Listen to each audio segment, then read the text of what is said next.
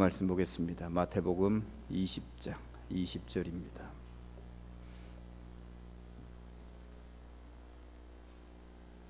마태복음 20장 20절부터 28절까지 보겠습니다.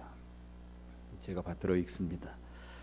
그때 세베대의 아들의 어머니가 그 아들들을 데리고 예수께 와서 절하며 무엇을 구하니 예수께서 이르시되 무엇을 원하느냐 이르되 나의 이 두 아들을 주의 나라에서 하나는 주의 우편에 하나는 주의 좌편에 앉게 명하소서. 예수께서 대답하여 이르시되 너희는 너희가 구하는 것을 알지 못하는도다. 내가 마시려는 잔을 너희가 마실 수 있느냐? 그들이 말하되 할 수 있나이다. 이르시되 너희가 과연 내 잔을 마시려니와 내 좌우편에 앉는 것은 내가 주는 것이 아니라 내 아버지께서 누구를 위하여 예비하였든지 그들이 얻을 것이니라. 열 제자가 듣고 그 두 형제에 대하여 분이 여기거늘 예수께서 제자들을 불러다가 이르시되 이방인의 집권자들이 그들을 임의로 주관하고 그 고관들이 그들에게 권세를 부리는 줄을 너희가 알거니와 너희 중에는 그렇지 않아야 하나니 너희 중에 누구든지 크고자 하는 자는 너희를 섬기는 자가 되고 너희 중에 누구든지 으뜸이 되고자 하는 자는 너희의 종이 되어야 하리라. 인자가 온 것은 섬김을 받으려 함이 아니라 도리어 섬기려 하고 자기 목숨을 많은 사람의 대속물로 주려 함이니라.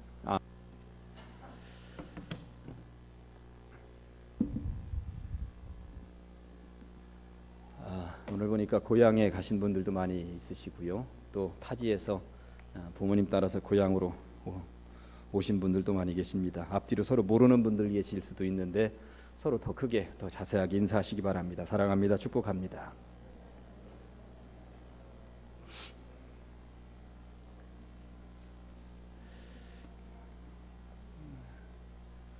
외부에서 오신 가족들을 일일이 소개해드리면 좋은데 그리하지 못합니다. 오신 분들 우리 교회에서 주님 앞에 예배함으로 큰 은혜 받으시기를 주님의 이름으로 간절히 축원합니다. 9월이 되었고요. 특별히 내일이 이제부터 또 추석입니다. 우리 교회에서는 9월을 겸손의 달이라고 이렇게 정해 보았습니다. 겸손이라고 하는 말은 굳이 제가 설명을 드리지 않아도 아시겠습니다만 국어 사전에서 찾아보았더니 남을 존중하고 나를 낮추는 것이라고 이렇게 되어져 있습니다. 그러니까 나와 상대에서 만나는 누군가를 높여드리고 나는 그렇게 낮추고 겸손하게 사는 것, 이러한 것이 겸손의 달이라고 정한 의미라고 보시면 틀림이 없겠습니다. 중세시대에 이집트 사막 가운데 수도원이 하나 있었는데 그 수도원 원장이 논지우스라고 하는 이름을 가진 원장이 살고 있었습니다. 사막 한 중간에 있으면서 논지우스 원장에 대한 소문이 얼마나 잘 났는지 논지우스 원장에게 기도받으면 모든 병이 다 낫는다 하는 소문이 날 정도였습니다. 이집트의 여인 한 명이 이 가슴에서 피고름이 쏟아지는 병에 걸렸고 온갖 약을 다 써보고 온갖 의사를 다 만나보았지만 고침받지 못한 거예요. 그러던 중에 사막 한가운데에 있는 그 수도원 원장 논지우스를 만나면 병이 낫는다 하는 소식을 듣게 된 거죠. 그래서 논지우스를 만나야 되겠다 해서 사막을 헤치고 지나가서 드디어 수도원에 도착을 하게 되었습니다. 수도원 문을 들어서자마자 노인 한 명이 풀밭을 정리하고 있는 것을 본 거예요. 그분이 사실 논지우스였습니다. 그런데 논지우스가 누군지를 모르고 찾아온 이 여인은 그에게 묻는 것이죠. 논지우스 원장님을 만나러 왔습니다. 논지우스 원장은 왜 찾으십니까? 하고 그 노인이 물었더니 제가 이만저만한 병에 걸렸는데 논지우스 원장을 만나면 이 병이 낫는다 소식을 들었습니다. 부탁이 오니 논지우스 원장을 만나게 해 주십시오. 이 말을 듣고 논지우스가 깜짝 놀랐습니다. 그리고 이 여인에게 물었습니다. 논지우스 원장을 만나고 그에게 안수를 받으면 정말 병이 다 낫는다는 소문이 많이 났습니까? 여자는 확신에 차서 대답을 했습니다. 예, 맞습니다. 온 나라 안에 논지우스 원장에게 세례 안수 받으면 병이 다 낫는다는 소문이 다 퍼졌습니다. 그러자 논지우스 원장이 이렇게 말을 했다고 합니다. 불쌍한 여인이여, 이제부터는 논지우스 원장을 찾지 마십시오. 사람이 어찌 안수해서 병을 고칠 수가 있단 말입니까? 병을 고치는 것은 사람의 영역이 아닙니다. 병을 고치는 것은 철저하게 하나님의 영역입니다. 논지우스가 자기가 병을 고쳤노라고 소문을 냈다면 그는 사기꾼이 분명합니다. 논지우스에게 속으시면 안 됩니다. 그러자 이 여인이 이제 안달이 났습니다. 아니 그러면 논지우스가 사기꾼이라면 저는 어떻게 해야 됩니까? 저는 병을 고치고 싶어서 이곳에 왔는데 저는 어떻게 해야 됩니까? 자, 이리 오십시오. 내가 예수 그리스도의 이름으로 안수하겠습니다. 나는 이 수도원에서 수도하는 종일 뿐입니다만 하나님이 역사하시면 나의 안수에도 응답하실 줄로 믿습니다. 안수를 받은 여인은 물론 고침을 받았습니다. 고침받고 났더니 얼마나 좋습니까? 그리고 자기를 고쳐준 그 노인 이분의 이름이라도 알고 가고 싶습니다. 이름만이라도 알려주십시오. 이름만이라도 알려주십시오. 그런데 그분이 이름을 알려주었을까요? 절대 이름을 알려주지 않았다고 하는 것입니다. 저는 이름이 없는 사람입니다. 고침받았으니 하나님께 영광 돌리고 그냥 돌아가십시오 하더라고 하는 것입니다. 겸손이 무엇인지 우리는 이 이야기를 통해서 여실히 알 수 있습니다. 우리는 하나님을 높여드리고 하나님의 이름을 드러내려고 사는 사람들입니다. 그런데 어느 순간에 보면 하나님의 이름을 온데간데 없고 내 이름만이 드러나는 경우들이 얼마나 많이 있는가. 가끔 기도원에서 이러저러한 집회가 있다고 이곳저곳에 포스터가 붙어 있는 것을 볼 수가 있습니다. 그런데 저는 그런 포스터를 보면서 아연 실색할 때가 있습니다. 아무개 목사 신유 집회, 아무개 목사 병고침의 은사, 저는 이러한 것들을 드러내는 것을 보면서 우리 가장제일교회 교인들은 그런 포스터가 붙으면 그곳에 절대 가지 마십시오. 그냥 저한테 오시면 됩니다. 어떻게 하나님께서 고쳐주시는 것이지 아무개 목사가 병 고친다고 이름을 드러내면서 살 수가 있단 말입니까? 사람은 그저 예수 그리스도의 이름으로 손을 얹었을 뿐입니다. 그런데 자기 이름을 드러내면서 내가 병을 고쳤다고, 내가 병을 고쳤다고, 나란 이런 은사가 있다고 드러내면서 산단 말입니까? 우리는 하나님의 이름을 높여드리는 사람들입니다. 그런데 높아져야 하는 그 하나님의 이름의 자리에 사람의 이름이 올라가 있으면 이건 신성모독이고 이만한 교만이 없다는 사실을 여러분들 아셔야 할 것입니다. 부디 비옵기는 이 자리에 있는 모든 성도님들 주님의 이름만을 높여드리기를, 그리고 나의 모습은 늘 낮추시기를, 그래서 겸손하게 사시기를 주님의 이름으로 간절히 축원합니다. 예수님은 정작 병을 고치신 이후에 어떻게 하셨는지 아십니까? 내가 이렇게 병을 고쳤다고 이리저리 소문을 내거라 그렇게 한 적이 한 번도 없으셨습니다. 나한테 오기만 하면 병 고침을 받는다고, 신유 집회하는 종이 나타났다고 소문을 내거라 등등등 이런 말씀을 하신 적이 한 번도 없다고 하는 사실입니다. 오히려 심각하게 경고하면서 이렇게 말씀하셨습니다. 예수께서 자기를 나타내지 말라고 많이 경고하시니라. 병 고치신 이후에 그 기적이 나타난 자리에서 그 기적을 체험한 사람에게 내가 병 고쳤다라고 하는 이야기 밖으로 드러내면서 살아가지 말아라. 왜 그러셨을까요? 병 고치러 오신 것이 아니기 때문에 그렇습니다. 하나님 나라를 세우기 위해서 이 땅에 오신 것이지, 병을 고치는 것은 하나님 나라를 세우는 것에 잠시 잠깐 수단으로 사용되었을 뿐이라고 하는 것입니다. 그런데 병 고치는 것만이 드러나는 것, 이것을 주님께서 원하지 않으셨던 것이죠. 예수님도 병을 고치고 나서 이렇게 하셨거늘 어찌 인간이 자기 스스로가 병을 고치는 능력이 있다고 그렇게 소문을 내면서 다닌단 말입니까? 하나님께서 물론 은사를 주셨을 수 있습니다. 그러나 그 은사를 한두 번 활용하다가 보니 자기 이름이 드러나는 것, 거기에 뭔가 목을 세우고 그리고 거기에 자기 이름 드러나는 것 자랑 세우면서 살아가는 것, 주님 앞에는 절대 좋은 모습이 아님을 우리는 인정해야 할 줄로 믿습니다. 설교를 시작하면서 겸손이란 남을 존중하고 나를 낮추는 태도라고 말씀을 드렸습니다만, 주님 앞에 그러면 겸손하게 어떻게 살아가야 하는 것인지 우리는 이제 설교 초두에서 분명히 깨달으셨습니다. 우리 인생이라고 하는 것은 주님을 드러내는 것입니다. 주님의 이름을 거룩히 여김받도록 세상에 나타내는 것입니다. 그런데 얼마나 많은 사람들이 주님의 이름을 망령되이 일컬으며 살아가고 있는 것입니까? 주님은 온데간데 없고 내 이름만 드러나고 있다면 우리는 조심하셔야 합니다. 자기 자신을 살피셔야 한다는 사실입니다. 그런 교만에 대해서 잠언은 경고합니다. 사람이 교만하면 낮아지게 되겠고 마음이 겸손하면 영예를 얻으리라. 교만하면 하나님이 낮춰버리신다라고 하는 것입니다. 그런데 내가 스스로 겸손해서 나를 낮추면 주님이 우리의 이름을 드러내 주실 줄로 믿습니다. 오늘은 그 겸손에 대해서 두 가지 꼭지로 함께 말씀을 받고 은혜를 받도록 하시겠습니다. 첫째, 겸손. 이 겸손이라고 하는 것이 말로만 하는 것이 절대 아니라는 사실입니다.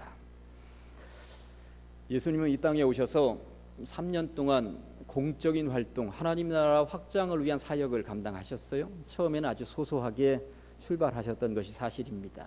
제자들을 부르셨고요. 아픈 이들이 있으면 병을 고쳐주셨습니다. 배 위에 앉으시든지 산 위에 앉으시든지 사람들이 몰려오면 말씀을 선포하셨습니다. 그랬던 예수님의 주가가 순식간에 하늘로 치솟는 사건이 하나 있게 되는데 오병이어의 기적이었습니다. 보리떡 5개와 물고기 2마리로 5,000명 이상을 먹이시고 12바구니가 남았다라고 하는 그 사건 이전과 이후로 예수님의 인기는 달라지게 되는 것을 성경을 통해서 보게 되는 것이죠. 오병이어의 사건으로 인하여서 예수님은 시골 촌뜨기 딱지를 딱 벗어버리고 슈퍼스타 예수로 새로 탄생을 하십니다.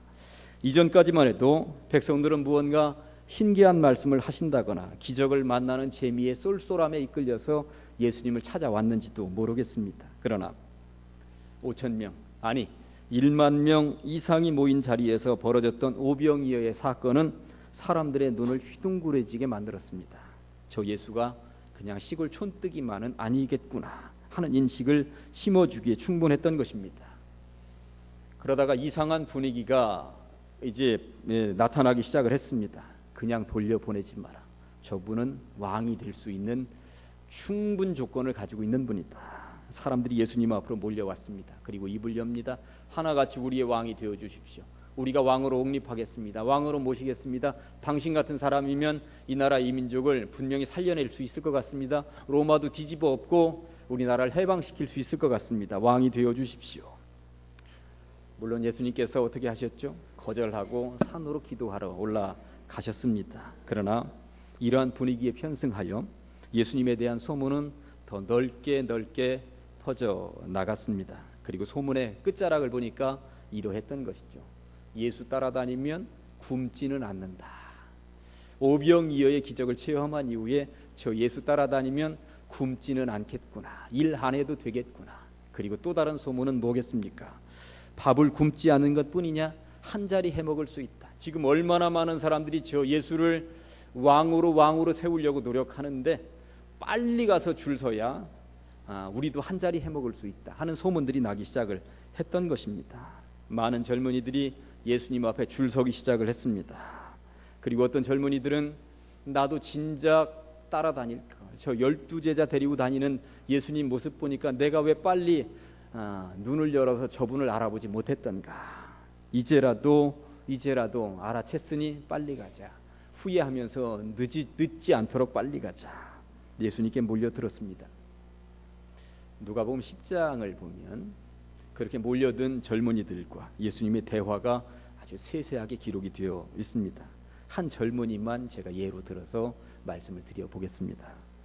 예수님이 길을 가고 있으신데 어떤 젊은이가 불쑥 나타났습니다. 그러더니 이렇게 말을 하는 것입니다. 주님 저를 좀 받아주십시오. 어디든지 주님을 따라가겠습니다. 아골골짝 빈들에라도 따라가겠습니다. 이만하면 굉장한 결심과 결단, 각오가 있는 것처럼 보입니다. 저한테 그런 젊은이가 와서 목사님 제가 목사님 따르겠습니다. 그러면 저는 얼싸주타하고 막 끌어안으면서 받았을 것입니다. 젊은 새신자가 막 오는 거잖아요. 그런데 예수님이 어떻게 했는지가 중요합니다. 그런데 여러분 이 땅을 살면서 말로는 뭘 못하겠습니까? 주님 따르겠습니다. 뭐든지 다 하겠습니다. 명령만 내리시면 제가 완벽하게 수행하겠습니다. 이런 말들은 누구나 다 할 수 있다는 것입니다. 성경에 등장하는 빈말을 제가 한번 예로 들어볼까요? 워낙 유명한 말입니다만 베드로는 이렇게 말을 했습니다. 베드로가 대답하여 이르되 모두 주를 버릴지라도 나는 결단코 목에 칼이 들어와도 버리지 않겠나이다. 예수께서 이르시되 내가 진실로 내게 이르노니 오늘 밤 달 굴기 전에 네가 3번 나를 부인하리라. 그러자 베드로가 이르되 내가 주와 함께 죽을지언정 주를 부인하지 않겠나이다 하고 모든 제자도 그와 같이 말하니라. 베드로의 이 말이 며칠 못 돼요, 몇 순간 못 돼요 빈말이 된다라고 하는 거 우리들은 분명히 알고 있습니다. 죽을지언정 목에 칼이 들어오더라도 그 말 한다고 해서 그대로 되는 것이 아닙니다. 말로 다 되는 것이 아니라고 하는 것입니다. 제자 도마는 또 얼마나 가관인지 모릅니다. 디두모라고도 하는 도마가 다른 제자들에게 말하되 우리도 주와 함께 죽으러 가자. 우리도 주와 함께 죽으러 가자. 그런데 이 말을 자세히 뜯어보면 무슨 장난치는 것 같습니다.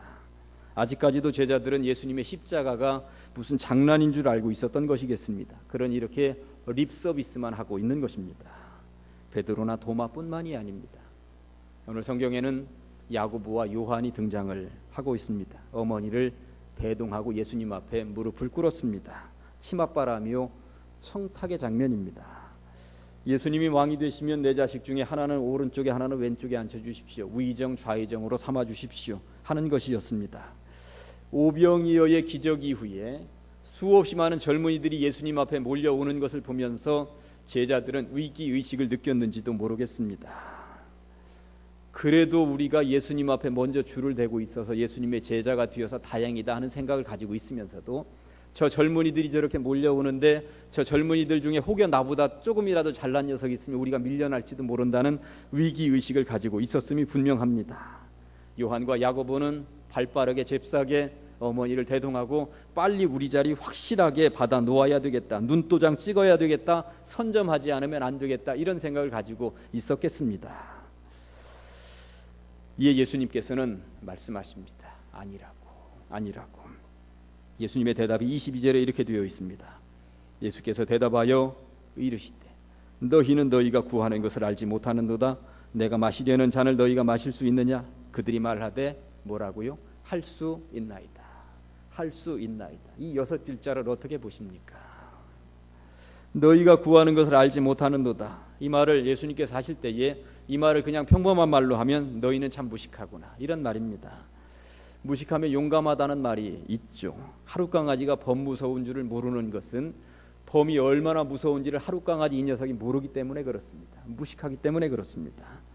예수님은 십자가를 말씀하고 계신데 제자들은 세속적인 권력 욕심을 드러내고 있으니 이것이 무식이 아니고 무엇이겠습니까? 내가 마시려는 잔을 너희가 마실 수 있느냐? 여기서 말씀하시는 이 잔은 십자가를 말하고 있는 것이죠. 그 고난의 십자가를 말씀하고 계신 것입니다. 그런데 그것을 알 수 있겠습니까? 어떤 잔을 주시든지 아무리 차고 넘치는 잔을 주시더라도 우리가 그거 다 마실 수 있습니다. 지금 다 능히 감당할 수 있으니 걱정하지 마십시오. 어떤 잔이든지 나에게 주십시오. 요한과 야고보가 그렇게 말하고 있다는 것이죠. 살면서 자신감만 가지고 다 되는 것이 아니라고 하는 것을 우리는 여실히 깨닫게 됩니다. 특별히 대한민국 축구가 엊그제는 이긴 것 같더라고요. 그런데 브라질 월드컵에 가서 얼마나 고전을 했습니까? 근데 어느 나라, 어느 축구 감독이든지 외국과 경기를 할 때 보면 이 마이크 들이대면 반드시 이기고 돌아오겠습니다, 이렇게 얘기합니다. 그런데 반드시 이기고 돌아오겠습니다 얘기한다고 해서 이기고 돌아오는 것은 아니더라고요. 선수들에게 마이크를 들이대면 선수들은 하나같이 하는 이야기가 있습니다. 이기는 경기 하겠습니다, 이렇게 얘기합니다. 그러나 말로 이기는 경기 하겠습니다 했다고 해서 반드시 이기는 것은 아니더라라고 하는 것을 제가 보았습니다. 주먹을 불끈 치고 그들은 이를 앙다물면서 그렇게 얘기했음에도 불구하고 패배하고 돌아올 때가 얼마나 많이 있습니까? 어떻게든 제자가 되어 보겠노라고 달려온 젊은이가 뭐라고 했습니까? 주님을 따르겠습니다. 어디든지 주님을 따르겠습니다. 베드로가 침을 튀기면서 뭐라고 말했습니까? 주와 함께 죽을지언정 내가 주를 버리지 않겠나이다. 도마가 뭐라고 했습니까? 우리가 주와 함께 죽으러 가자. 오늘 야고보와 요한이 뭐라고 했습니까? 우리도 할 수 있나이다. 이런 구호는 말로만 따져보면 참 대단한 고백들입니다. 뭐든지 할 수 있습니다. 걱정하지 마십시오. 주님 우리만 믿고 나가십시오, 이런 말이거든요. 모르긴 몰라도 머리띠 두르고 주먹을 불끈 치면서 피켓 써가지고 얘기할 수 있는 그런 거리가 충분합니다. 다른 제자들이 주님 앞에 충성 고백하기 전에 내가 먼저 해야 되겠다 하는 생각을 가지고 있었을지도 모릅니다. 자랑스럽게 소리소리 질렀습니다.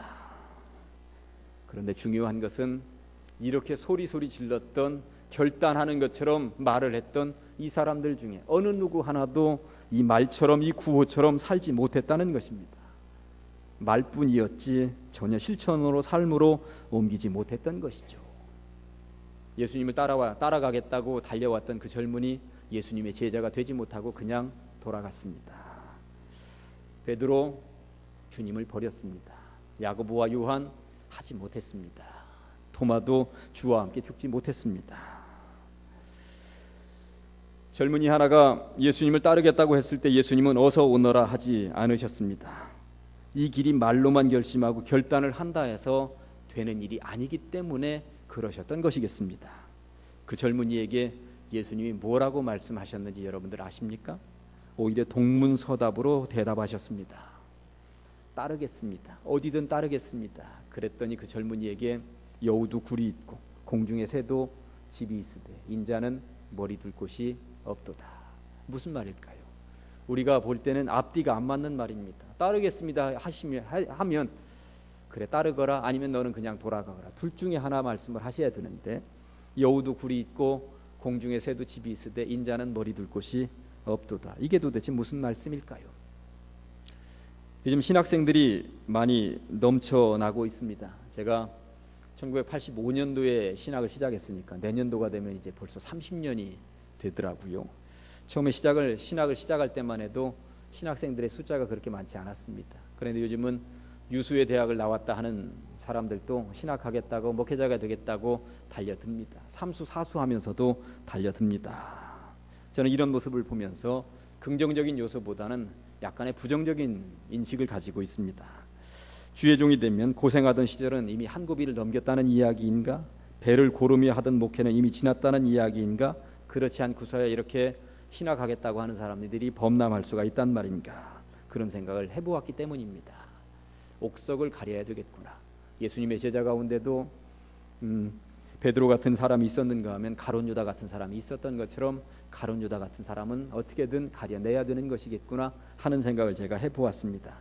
그래서 예수님께서 이 젊은이에게 동문서답처럼 말씀하신 것입니다. 여우도 굴이 있고 공중에 나는 새도 집이 있는데 인자는 머리 둘 곳이 없도다. 이 말이 뭐겠습니까? 나를 따르는 글은 이렇게 집도 없고 먹을 것도 부족한 세상에서 사는 것이어야 할진데 그래도 따르겠느냐? 이 말씀을 하신 것입니다. 동식물들은 나는 새는 다 보금자리 있고 먹을 거 있지만 나를 따를 때에는 제대로 먹지도 못하고 집도 없이 고생하는 그 길을 가야 할진데 그래도 가겠느냐? 너 인기 편승해서 왔지? 한 자리 얻으려고 왔지? 그런데 내 길은 그런 길 아니야. 내 길은 그런 길 아니야. 주님은 이 말씀을 하고 싶으셨던 것입니다. 제자가 되려는 사람에게 주님은 먼저 제자가 될 사람의 마음 상태, 자세를 요구하고 계셨던 것이죠. 그는 큰 용기를 가지고 주님을 찾아왔을 것이 분명합니다. 그런데 그 용기 속에는 주님의 인기가 더 올라가기 전에, 더 많은 사람들이 몰려오기 전에 어떻게든 한 자리 얻으려고 하는 마음이 심보가 있었던 것입니다. 확실하게 줄 서자, 그러니 주님께 충성 발언을 먼저 해두자 했을 것입니다. 그래서 주님께 충성하겠습니다. 저를 받아주십시오. 무엇이든지 하겠습니다. 어디든지 따라가겠습니다. 이렇게 말했던 것입니다. 그러나 속셈을 알고 있는 예수님은 그렇게 오거라 하지 않으셨다는 것입니다. 배를 골아도 가겠느냐?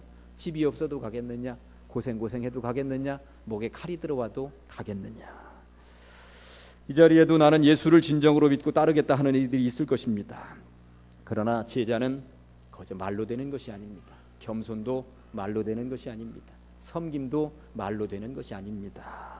그렇다면 어찌해야 할까요? 겸손이 말이 아니라면 겸손은 도대체 무엇으로 되는 것입니까? 두 번째, 겸손은 실제적인 섬김의 다른 이름이라고 하는 것입니다. 실제적인 섬김의 다른 이름입니다. 제가 성경을 쭉 찾아보면서 겸손이라고 하는 말이 신약 성경에 몇 번이나 등장을 하는가, 어떤 경우에 겸손이라고 하는 말을 사용하고 있는가 찾아보았더니 신약 성경에 12번 겸손이라고 하는 단어가 쓰여지고 있음을 보았습니다. 가장 먼저 겸손이라고 하는 단어를 사용하신 분은 역시 예수님이셨습니다. 예수님은 이렇게 말씀하셨습니다. 나는 마음이 온유하고 겸손하니 나의 멍에를 메고 내게 배우라. 그리하면 너희 마음이 쉼을 얻으리니. 예수님이 당신의 성품은 온유한 것이라고, 겸손한 것이라고 말씀하고 있으십니다. 그리고 당신에게 배우라는 거죠. 왜 배우라고 하셨을까요? 이 땅을 살아가고 있는 우리들이 온유하지 못하거나 겸손하지 못한 경우가 많이 있기 때문입니다. 그러니 세상 가서 어딘가에서 어설픈 겸손이나 어설픈 온유 배우지 말고 나에게 와서 진짜 겸손이 무엇인지, 진짜 온유하게 사는 것이 무엇인지 제대로 한번 배워라, 이렇게 말씀하고 계셨던 것입니다. 길거리를 이렇게 지나다니다 보면 노점 하시는 할머니들 있으세요? 그 할머니들이 앞에 좌판 깔아놓고 있는 것 보면 나물들, 도라지, 집에서 키운 호박잎 같은 것들 갖다 놓고 파시잖아요. 이거 오늘 다 팔아도 10,000원이나 될란가 모르겠다 싶은 것들을 팔고 계신 어르신들, 할머니들 볼 수가 있습니다. 그분들은 호객행위 할 것도 없이 그냥 고개 푹 숙이고 이렇게 껍데기 까고 도라지 껍질 까고 그러고 있으십니다. 30대 초반에 젊은 아줌마가 할머니 이거 얼마예요? 하고 나물 하나를 지적했습니다. 할머니가 힐끗 보더니 2,500원이요. 집에서 기른 거예요. 내가 정성스럽게. 그랬더니 그 젊은 아줌마가 할머니 2,500원 이거 비싸요. 2,000원에 하면 안 될까요? 아유, 그 얼마나 공들인 건데 2,500원은 줘야 돼요. 할머니 무슨 2,500원이 2,000원만 받으세요. 할머니 손에다 2,000원 쥐어주고 그냥 털레털레 그 아줌마는 희낙낙해서 가고 있습니다. 할머니는 어이없다는 듯이 그 젊은 엄마를 한참이나 물끄러미 쳐다보는데 저는 그 젊은 30대 초반의 아줌마 목에서 출렁거리는 십자가를 보면서 얼마나 안타까웠는지 모릅니다. 500원이 뭐였을까요? 저는 500원 아니라 500원을 더 얹어서 3,000원을 주더라도 전혀 문제가 없었다고 생각을 합니다. 저는 그 할머니도 그 젊은 여인이 걸고 있는 십자가를 분명히 봤을 거라고 생각을 합니다. 그리고 그분이 예수를 믿었는지 안 믿었는지 모릅니다만 그분에게 있어서 십자가는 무엇으로 다가왔을까요? 저는 이런 생각을 해보았습니다. 섬김이라고 하는 것, 나눈다고 하는 것, 세상 살아가면서 십자가를 목에 걸고 있으면 거기에 대한 책임을 져야 됩니다. 책임을 져야 됩니다. 그 500원 깎아서 뭐 어디다 썼을지 저는 모르겠습니다. 저는 2주에 한 번 정도는 서점에 꼭 갑니다. 기독교 서점 한 군데, 또 일반 서점 한 군데에서 가서 책들도 보고 사오기도 하고 그러죠. 얼마 전에 일반 서점에 갔는데 이 책을 꼭 살 책을 고르는데 이 책 모서리가 이렇게 쭉 눌려져 있는 거예요. 그러니까 책이 막 20-30권 묶음으로 오면서 이렇게 끈으로 묶었던 곳이겠지요. 이 책을 사고 싶은데 그렇게 묶음으로 있는데 이거 내가 사자 이런 생각이 들었습니다. 들고서나 이제 계산한 곳에 갖다 냈더니 제가 이제 그래도 단골이니까 아이고 이거 가져가세요. 제가 바꿔드릴게요. 그러는 거예요. 아니라고 됐다고. 이거 내가 가져가겠다고. 누군가가 이 책을 사가야 된다면 내가 가져가겠다고. 이거 이렇게 모서리가 이렇게 되었다고 그래서 책의 내용이 바뀐 것은 아닌데 남들 더 좋은 거 가져가고 내가 이거 가져가겠다고 했습니다. 자랑하려고 얘기하는 거 아닙니다. 그렇지만 이 자그마한 부분이라도 누군가를 섬기는 모습이 바로 이런 모습이라고 저는 생각을 합니다. 그러면서 우리들은 어떻게든 좋은 것 이것만을 얘기하는데 노점에서 사과 파시는 분들에게 10개 사과를 사간다고 할 때 우리 십자가 목에 걸고 있는 분들은 10개 다 100% 좋은 것만 골라가지 마시기 바랍니다. 한 7, 8개 좋은 거 고르셨으면 한두 개는 짜투리, 부족한 거, 못난 건 이거 제가 가져갈게요 하는 게 진짜 기독교인의 모습입니다. 이게 섬기는 모습이고 이게 남들에게 예수 그리스도를 드러내는 모습이라고 하는 것입니다. 그게 바로 십자가 목에다 걸고 있는 사람들이 세상 살아가면서 가장 할 수 있는 제대로 된 섬김이라고 저는 믿는 것입니다. 그 사람들이 뭐라고 하겠습니까? 역시 십자가 걸고 다니는 사람들은 다르구나 하는 것입니다. 오늘 본문 마지막 절인 28절을 통해 예수님은 이 땅에 섬기러 오셨다고 말씀하십니다. 인자가 온 것은 섬김을 받으려 함이 아니라 도리어 섬기려 하고 자기 목숨을 많은 사람의 대속물로 주려 함이니라. 당신은 섬기러 오셨다고 선포하시는 것입니다. 베드로나 도마나 요한이나 야고보처럼 그리고 젊은이처럼 예수님도 일단 선포하십니다. 그런데 그들은 빈말이었습니다. 그들은 제대로 하지 못했는데 예수님은 이렇게 섬기러 오셨다고 공약을 내세운 이후에 어떻게 하셨을까요? 예수님도 이 말만 하고 뒤에 섬기지 않았다라면 예수님은 가짜입니다. 우리는 그 예수님을 구주로 섬기지 않아도 뭐라고 말할 수가 없을 것입니다. 그러나 예수님은 한치의 오차도 없이 섬기러 오셨으며 실제적으로 섬김이 무엇인지 보이셨기에 우리의 구주가 되시기에 충분한 줄로 저는 믿습니다. 예수님의 섬김을 통한 겸손은 어떤 모양으로 나타났을까요? 자기를 비우셨습니다. 종의 형체를 가지셨습니다. 그리고 사람과 똑같이 사람의 모양을 가지셨습니다. 세례 요한에게 신이신 주님이 세례 요한 사람에게 고개를 숙이셨습니다. 그리고 세례를 받으셨습니다. 죄인과 친구가 되셨습니다. 어린아이와 같이 낮추라고 말씀하셨습니다. 예루살렘에 입성하실 때 겸손하셔서 나귀 새끼를 타셨습니다. 친히 팔을 걷어붙이고 제자들의 발을, 그 더러운 발을 씻어 주셨습니다. 예수님의 섬김을 통한 겸손은 말하라고 그러면 하루 종일 언급해도 부족함이 없습니다. 아무튼 온유와 겸손은 예수님의 성품입니다. 이런 예수님의 실제적인 삶에 대해 잘 알고 있는 사도 바울이나 베드로는 신약 성경의 곳곳에서 겸손이라고 하는 단어를 사용하고 있는 것을 제가 보았습니다.